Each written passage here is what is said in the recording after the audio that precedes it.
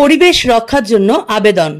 5ই June বিশ্ব পরিবেশ দিবস উপলক্ষে স্বেচ্ছাসেবী সংস্থা নিডের পক্ষ থেকে শিলিগুড়ি শিব মন্দিরে কিছু বৃক্ষরোপণ করে বিশ্ব পরিবেশ দিবস উদযাপন করা হয়।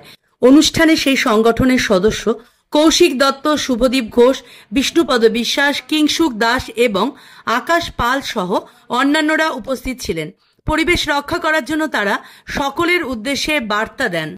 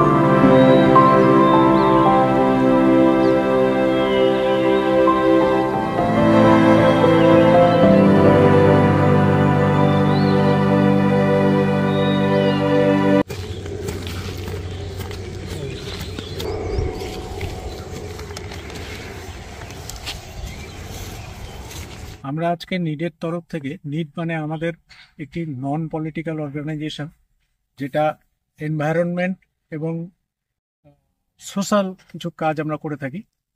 তো নিডের তরফ থেকে আজকে আমরা এখানে উপস্থিত হয়েছি। কিছু গাছ আমরা লাগিয়েছি এনভায়রনমেন্টকে সাপোর্ট করার জন্য। আমরা সবাই চাই যে এনভায়রনমেন্ট সবুজ হোক, অক্সিজেন বেশি হোক, ভবিষ্যৎ প্রজন্মের জন্য আমরা ভালো অক্সিজেনযুক্ত পৃথিবী রেখে যাব।